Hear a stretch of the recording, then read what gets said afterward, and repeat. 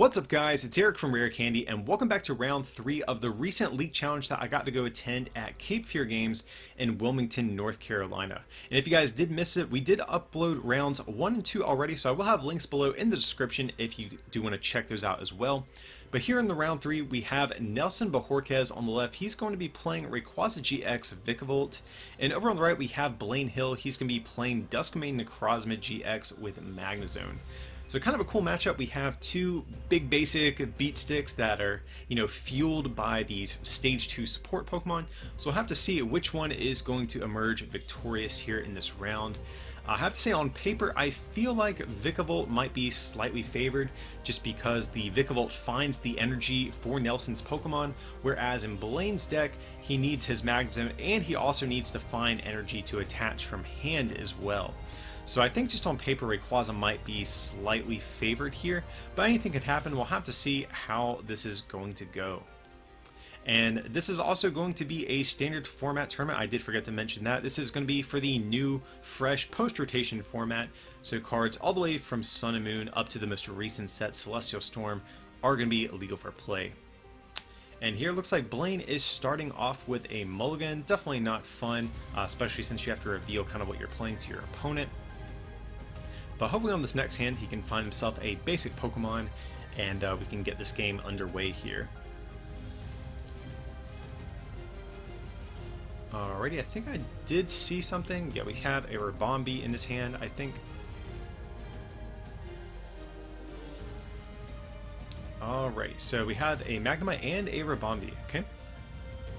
So I think I actually would have preferred to see Blaine start with this Ribombee just because it does have free retreat if I remember correctly, so maybe a slightly suboptimal play choosing to start with the Magnemite, but we'll have to see what happens. So it looks like Nelson is going to go for an Ultra Ball. Let's see what he's going to opt to do. If he plays Pokemon Fan Club, we could see something like that, to see a Grubbin hit the board, or we could see a Lily. Okay, it looks like he is favoring a Lily here. So it's that supporter. You get to draw until you have 8 cards in your hand if it's the first turn of the game. For all other turns, it's just going to be draw until you have 6. So if he's able to play down this hand a good bit here, he can get a lot of value out of this Lily potentially. Okay, so we are going to see some Choice Bands hit the board just to thin out some cards out of his hand. So let's see if he can find himself a Grubbin. That's going to be the key card he's really going to be looking for on his first turn. So we do see a Grubbin, and we actually see a Sceptile in his hand as well. Definitely an interesting card here. I guess that actually could be pretty relevant because its ability does prevent damage by Ultra Beast Pokemon to your Pokemon with Grass Energy. And Dusk Necrozma GX is an Ultra Beast. Very important to actually point out. So from Blaine, we are going to see a Nest Ball here going for a Dusk Necrozma GX, it appears. And here it looks like he's just taking a peek through his deck as well, just to see what all he's going to have access to throughout the duration of this game.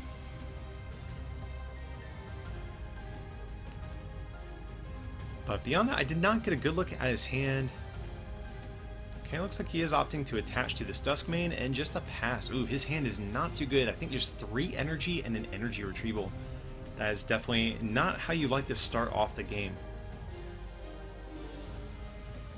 So we're going to see another attachment onto this Rayquaza GX and a Cynthia.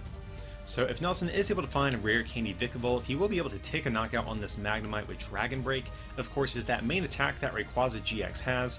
For a Grass, Lightning, and Colorist is 30 times the amount of basic Grass and Lightning energy attached to all of your Pokemon. And Magnemite, I believe, only has 60 HP, so Dragon Break definitely will be able to take a pretty easy knockout on that Pokemon. So you see a couple Rescue Stretchers, Latias.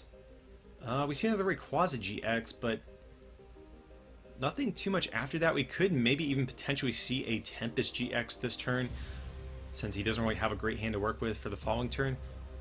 So here he is going to use that Stormy Winds ability. You get to discard the top 3 cards of your deck, and then you attach any energy there, or any basic energy there, to your Rayquaza GX. So here it looks like he is going to go for a Rescue Stretcher, probably shuffling some Pokemon back into his deck. Looks like he plays Tapu Koko GX as well, so all sorts of interesting little tech Pokemon in this list. So we're going to see him shuffle up and probably just see a Tempest GX to refill his hand size. So Tempest GX, another kind of cool attack in a matchup like this. Okay, but looks like he might be favoring switching into the other Rayquaza. But Tempest GX allows you to discard your hand and draw 10 cards, which is really great at setting up your next turn for the Rare Candy Vikavolt combo a lot of the time. Ooh, still not a great start from Blaine here. So he is going to get down, looks like, another energy onto this Duskmane Necrozma, and actually this is kind of okay because after this Magnemite gets knocked out, he can use his own GX attack to take a knockout on opposing Rayquaza, so that can keep him in the game potentially, but Blaine is just in such a bad spot. If he had another Magnemite in play, I think I'd feel better about his position, but yeah, it's a little bit sketchy here. So Nelson is going to be able to set up this Vikavolt and this Rayquaza with plenty of energy.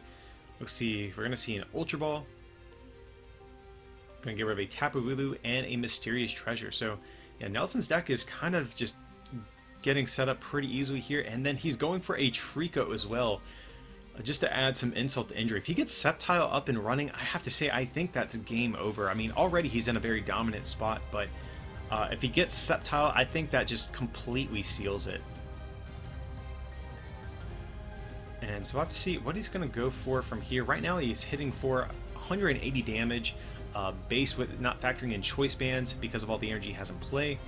Oh, but he has the Guzma on Duskmane Necrozma, and that is going to allow him to take a knockout since he does have choice band as well. And that is just such a huge blow.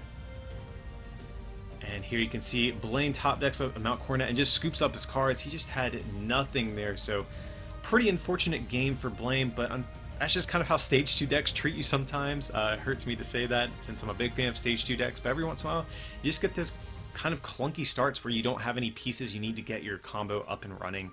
So Nelson is going to take this match, but definitely stay tuned, guys. We have 5 rounds in total being uploaded on the channel.